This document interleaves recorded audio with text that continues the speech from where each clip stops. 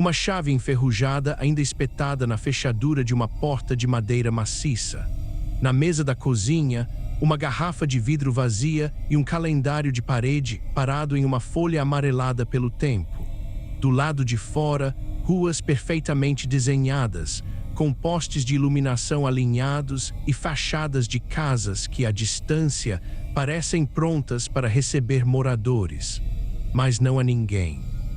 O silêncio que consome este lugar não é o resultado de uma guerra, de uma epidemia ou de um desastre natural repentino.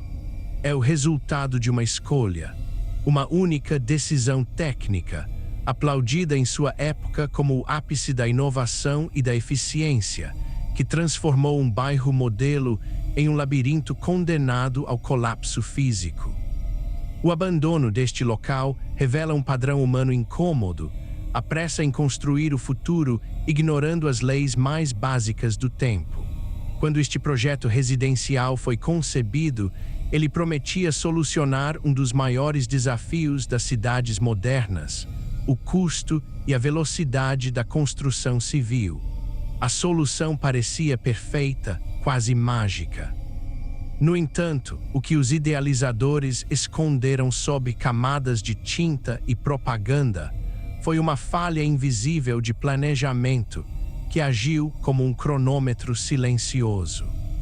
Entenderemos como a ganância por resultados rápidos e a negação de pequenos sinais físicos levaram à evacuação total de uma comunidade inteira, deixando para trás um cenário de ruínas modernas que hoje servem apenas como testemunhas de um erro irreversível. Para compreender a origem do desastre, é preciso voltar ao momento em que as primeiras fundações foram cavadas.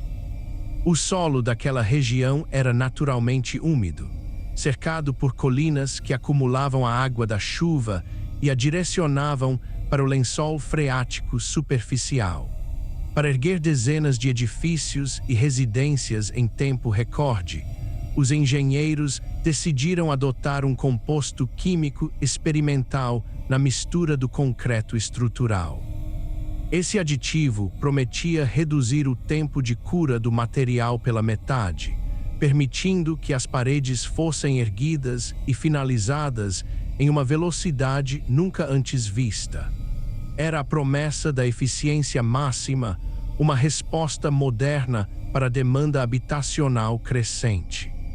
Os relatórios iniciais de laboratório, no entanto, continham uma nota de rodapé discreta, quase imperceptível para quem buscava apenas o lucro rápido. O aditivo químico utilizado na mistura reagia de forma instável quando exposto a longo prazo à umidade constante e ao gás carbônico presente na atmosfera. Havia um aviso claro de que o material poderia sofrer um processo de degradação interna se não fosse completamente isolado da água. Mas a pressa política e o interesse financeiro falaram mais alto. Os alertas foram arquivados em gavetas de escritórios distantes, classificados como preciosismo acadêmico ou cautela exagerada. A construção prosseguiu em ritmo acelerado, com caminhões de concreto trabalhando dia e noite, derramando a massa cinzenta que moldaria o destino daquele vale. Nos primeiros anos, o empreendimento foi um sucesso absoluto. Famílias se mudaram para as novas casas, atraídas pela arquitetura limpa, pelas ruas planejadas e pela sensação de segurança.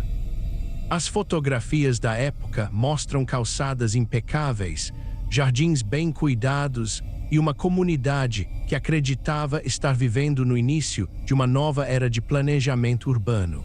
Nada nas superfícies pintadas de branco e cinza denunciava o que estava acontecendo nas profundezas das estruturas de concreto. A vida seguia seu curso normal, mas o cronômetro químico já havia sido ativado. O primeiro sinal de que algo estava errado não veio de um estalo dramático ou de um tremor de terra. Começou com uma névoa branca e fina que começou a brotar na base das paredes externas de algumas residências. Era um pó cristalino, quase decorativo, que os moradores simplesmente limpavam com uma vassoura ou cobriam com uma nova camada de tinta.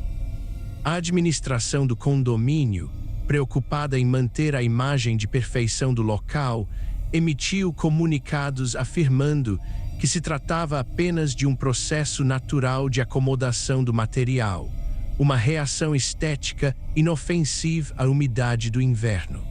Mas o pó branco não era poeira comum. Era o resultado físico de uma reação química destrutiva conhecida como eflorescência avançada, combinada com a carbonatação do concreto. A água ácida do solo, rica em compostos minerais, estava sendo sugada para dentro das paredes por capilaridade. Ao entrar em contato com o aditivo experimental que deveria garantir a secagem rápida, a água desencadeou uma reação que começou a dissolver os ligantes que mantinham a areia e a brita unidas. O concreto, projetado para durar séculos, estava lentamente voltando a ser apenas areia. À medida que os meses passavam, a maquiagem urbana começou a falhar. Os moradores começaram a notar que as portas de suas casas já não fechavam com a mesma facilidade. As janelas de vidro começaram a estalar e, em alguns casos, a se estilhaçar sem qualquer impacto externo. O motivo era assustador: as paredes estavam se expandindo e se deformando sob o próprio peso. A estrutura interna dos edifícios estava perdendo rigidez, e a pressão acumulada começava a se transferir para as esquadrias e vidros. O que antes era um ajuste milimétrico de engenharia transformou-se em uma armadilha sob tensão constante. Se este tipo de investigação silenciosa prende a sua atenção, inscreva-se para acompanhar os próximos colapsos. O silêncio das noites no bairro passou a ser interrompido por ruídos estranhos. Não eram sons de vento ou de tráfego distante, mas estalos secos e profundos que pareciam vir de dentro das próprias colunas de sustentação. Alguns moradores, mais atentos, começaram a registrar rachaduras que se espalhavam como teias de aranha pelas garagens subterrâneas e pelas fundações dos prédios. A resposta oficial continuou a ser a negação. Engenheiros contratados pela incorporadora garantiam que as estruturas eram seguras e que as fissuras eram apenas superficiais. Mas a verdade física não pode ser contida por relatórios corporativos. Um engenheiro civil independente, morador de uma das casas afetadas, decidiu realizar seus próprios testes. Ele utilizou uma broca simples para extrair uma amostra do concreto de uma das colunas principais de sua garagem. O que ele descobriu mudou o rumo daquela comunidade. Ao perfurar apenas alguns centímetros da camada externa, a broca encontrou um material macio com a consistência de giz úmido. O interior da coluna de sustentação estava se desfazendo em suas mãos. A armadura de aço interna, que deveria dar flexibilidade e força à estrutura, estava exposta à umidade e completamente corroída, reduzida a escamas de ferrugem escura. A revelação desse estudo independente rompeu a bolha de negação que protegia o empreendimento. O pânico se espalhou rapidamente entre os moradores. A perda de confiança no ambiente em que viviam foi imediata. A ideia de que o teto sob o qual dormiam poderia desabar a qualquer momento transformou a rotina da comunidade em um pesadelo de ansiedade. Famílias começaram a empacotar seus pertences às pressas, sem esperar por decisões judiciais ou laudos oficiais. A pressão coletiva sobre a administração tornou-se insustentável. Quando as autoridades públicas finalmente intervieram e realizaram uma vistoria técnica completa em todo o complexo, o diagnóstico foi implacável. O nível de degradação do concreto estrutural havia atingido um ponto de não retorno. A reação química interna não poderia ser interrompida ou revertida por reformas convencionais. O aditivo experimental havia comprometido a integridade de cada viga, de cada coluna e de cada fundação de forma homogênea. O veredito foi a evacuação imediata e total de toda a área. O processo de retirada foi caótico, mas silencioso. Ruas que antes eram cheias de vida foram tomadas por caminhões de mudança e famílias que carregavam apenas o que podiam salvar em curto espaço de tempo. Móveis pesados, eletrodomésticos e objetos pessoais foram deixados para trás, considerados menos valiosos do que a própria segurança física.